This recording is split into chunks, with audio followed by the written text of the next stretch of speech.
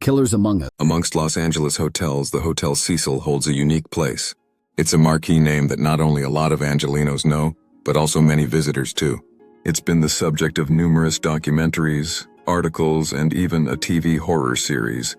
Yet you can't actually rent a room there at time of publication.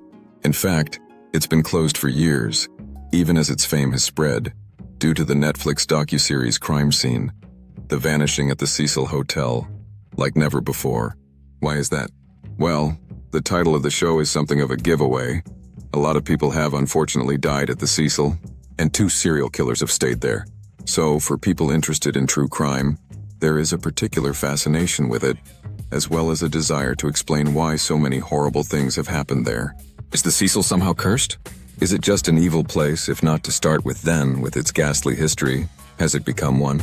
The answer is perhaps a more prosaic one than most people want to hear. But really, the only truly remarkable thing about the Cecil are things that have happened there. The hotel itself is, in many ways, quite ordinary. Early years of the Hotel Cecil.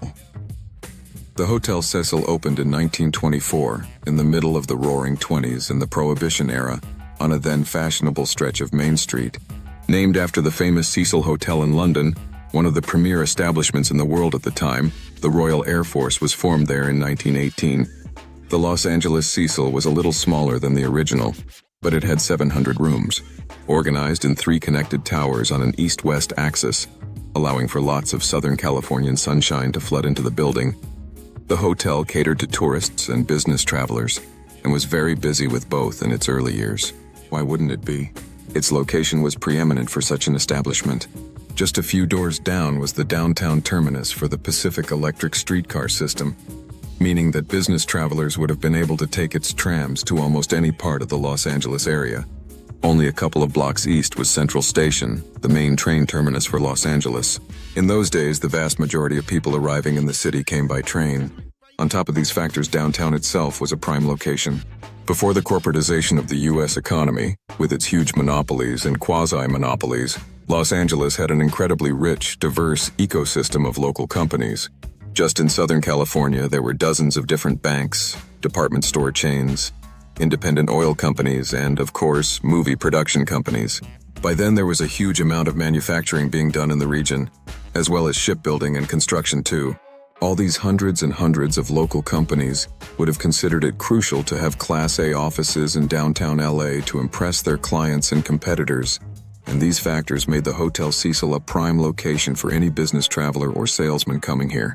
For any tourist, Broadway, with its myriad department stores, restaurants, and theaters, was less than 10 minutes walk away, 2 blocks west.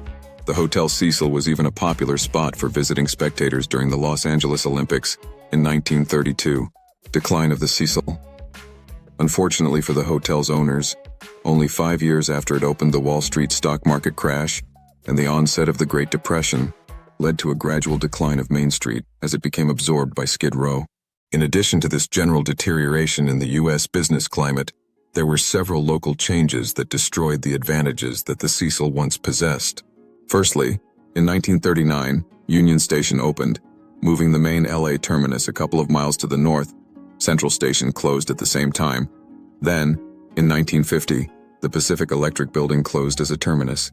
At the same time, downtown as a whole was declining, as many companies began to relocate to other parts of Southern California, as an office in the heart of Los Angeles no longer seemed to be so necessary or desirable. Something else that emerged during this time was a fatal flaw in the original business plan. The Hotel Cecil did not have parking for cars. It's often said that timing is everything in life, and unfortunately the Cecil's was poor. When it was being planned and designed around 1920, parking wouldn't even have been considered for any city hotel, but car ownership in Southern California exploded in the 1920s. What this meant was, first of all, a growing traffic problem, which made getting in and out of downtown increasingly time-consuming, and then the closing of all the streetcar lines by 1961. Now the Cecil was not only cut off from the stations and streetcars that were crucial to its customers, but it was marooned in an unfashionable, hard-to-get-to backwater. It was a total reversal of the landscape in which the Cecil opened, barely 30 years earlier. Change of plan for the Hotel Cecil. These dramatic changes would have necessitated the development of a new business plan by the hotel's owners. Without parking or access to good public transport, the only clientele the hotel could reasonably expect to attract would have been longer-term tenants who didn't have cars. In Los Angeles, that means low-income people. In practice, it meant that the hotel more and more became a home for those that live on the margins of society, who have to hustle to survive. Its clients were increasingly drawn by the central location, cheap rent, and no questions asked management style. However, even by the 1950s, the Hotel Cecil was developing a reputation like no other in Los Angeles, further complicating those reinvention efforts. Death and crime at the Cecil. The first recorded suicide at the hotel was in 1927, when Percy Ormond Cook shot himself in the head after falling out with his wife and child. In 1930, a man called W.K. Norton killed himself by taking poison pills. The following year, another man shot himself, and the year after that, a man died after being pinned against the wall by a truck at the rear entrance. In 1934, one Louis Borden committed suicide by slashing his own throat with a razor. Then in 1937, guests started jumping out of the windows. That year, Grace Magro was found on the sidewalk in front of the hotel with telephone cables wrapped around her, dead. No one could be sure if she leapt or accidentally fell from her room on the 9th floor. Apparently, her companion, a young sailor, was asleep at the time and could shed no light. The year after that, a man was found dead on the roof of the building next door, and investigators surmised that he jumped from the Cecil too. A few years later, a woman called Margaret Brown exited her room via the window and landed on the hotel marquee, dying.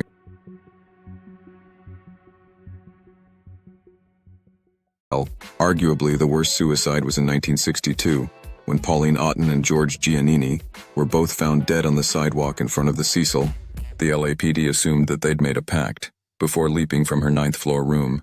However, a skeptical medical examiner pointed out that Giannini was still wearing his shoes, which should have been an impossibility, since they would have been thrown off by the force of impact of a 100-foot fall. If he had indeed committed suicide, it turned out upon further investigation that poor Giannini was just minding his own business, walking down the street, when he was hit by Otten dropping from the sky onto him. The last thing she did while alive was commit murder. And needless to say, the Hotel Cecil has also seen more than its fair share of murders.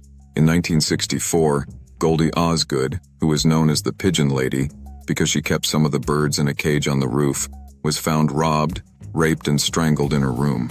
The police later arrested a man who was seen walking around the neighborhood covered in blood, but later cleared him. The article didn't say whose blood the man was covered in because it wasn't his own. Osgood's murderer was never found. Perhaps more surprisingly, the hotel has absolutely no connection to Elizabeth Short, the Black Dahlia, although locals will often claim that she spent time there. For some people, I guess, the Cecil hasn't been involved in enough death and crime. They have to connect it to every unsolved murder in Los Angeles. Deadly residents, incredibly, it gets worse. Not one, but two serial killers stayed at the Cecil. Richard Ramirez, the infamous Night Stalker, is believed to have spent several weeks there while conducting his home invasion crime spree between 1984 and 1985. Ramirez was a devil-worshipping thief, rapist, and killer, a true triple threat who terrorized LA during this period, breaking into homes all over Southern California and attacking people while they slept. A night clerk at the time was certain that Ramirez stayed in a room on the top floor. Many articles and documentaries will breathlessly tell you that he was spotted dropping his bloody clothes in the dumpsters out back when he returned from his nightly excursions. It sounds so dramatic, if only it were true. How do I know it isn't? Because he always wore the same clothes. That's how so many witnesses identified him. And why he stank to high heaven. Because he didn't even undress to wash. It does say something about the clientele of the Cecil, though, that someone like Ramirez could have stayed there for some time and none of them even noticed him. The Night Stalker at the Cecil Hotel, 2019, DTLA book. A few years later, in 1991, an Austrian by the name of Johann Unterweger arrived in LA, and where would he stay? The Hotel Cecil, of course. Apparently, he chose it in a dark homage to Ramirez. During the 5 weeks he spent in downtown, he brought 3 prostitutes, Shannon Exley, Irene Rodriguez, and Peggy Booth, back to his room, where he raped and strangled them. After killing the women, he managed to spirit the bodies out of the building unseen. Johann, also known as Jack, had been convicted of murdering a young woman in Austria in 1974, but was released in 1990 after a public campaign to free him. whereupon he made up for lost time by killing 8 young women. He then got a job for an Austrian magazine reporting on, of all things, crime and prostitution in Los Angeles. Even more incredibly, he was a guest of the LAPD on ride-alongs as they patrolled the red light district, which was how he identified his future victims. Unterweger later committed suicide while in police custody in Miami. Mystery at stay on Main. Bearing all this in mind, you can imagine that in February 2013, when residents at the hotel began to complain about the tap water looking cloudy and tasting weird, the front desk wasn't particularly concerned. In fact, management completely ignored these murmurings of discontent until the water pressure began to drop. At that point, a maintenance worker examined the roof water tanks and discovered the decomposing body of a young woman inside one of them. She'd been floating in it for nearly 3 weeks. Further investigation revealed that the deceased was a Canadian tourist by the name of Elisa Lam, a guest of the hotel, which, at the time, had created a separate budget hostel section of the building and branded it Stay on Main. Lam had been sharing a dorm room with a couple of other women who had reported that she'd been behaving erratically. Then an elevator surveillance video, recorded on the night that it seems she died, was found. In the video, Lam is seen jumping in and out of the elevator and talking to someone else, a person that cannot be seen. Some have speculated that she was on drugs, but the autopsy found none in her system, nor were there any signs on her body of a physical struggle or injuries. It was a mysterious case that somehow seemed like it could only happen at the Hotel Cecil. Why, never mind how, would a young woman ascend the hair-raising external fire escape onto the roof? And even harder to explain was her motivation to climb on top of the water tank, open the small hatch, and jump in. Was Lam trying to escape from someone? Was she high on drugs and hallucinating? Did someone else carry her up there, dropping her in the water tank to conceal another crime? In the end, I'm a big believer in the old Sherlock Holmes maxim. When you have eliminated all which is impossible, then whatever remains, however improbable, must be the truth. The Casebook of Sherlock Holmes, Arthur Conan Doyle, 1895. The impossibility of an unseen person carrying even a small inert woman, such as Lam, up the fire escape onto the roof, and again, up to the top of the water tank, means this theory can be discarded right away. Why would they do this anyway? It would make no sense. They could just throw her out of the window and the LAPD would probably rule it a suicide. Had Lam taken drugs? Well, unfortunately, she hadn't been taking drugs. The medication that she had been prescribed for her bipolar disorder. She'd experienced hallucinations and suicidal thoughts when not taking her medication in the past. And, as unlikely as it seems, the only logical explanation is that in a psychotic state, brought on by her condition, Lam climbed up there herself. Tragically, she may not have realized that she wouldn't be able to climb out of the water tank until after she'd got in it.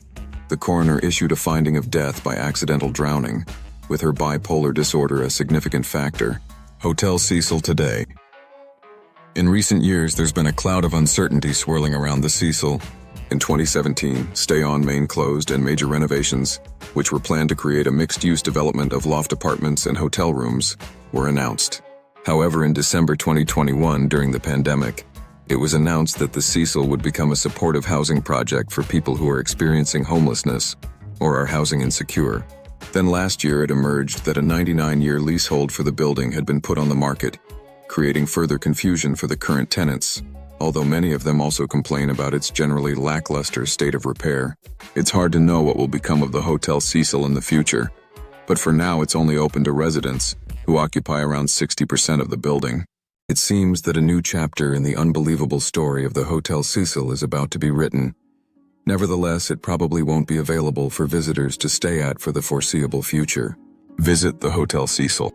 However, if that does change one day, and you do get the chance to stay there, and you hear a knock on the door in the wee small hours, don't answer. It's not room service. The Cecil has never had it. Keep the door locked and the light on at all times. I've heard it on good authority that each door has 4 locks on it. Use them all, and put a chair in front too, just in case. RDTLA.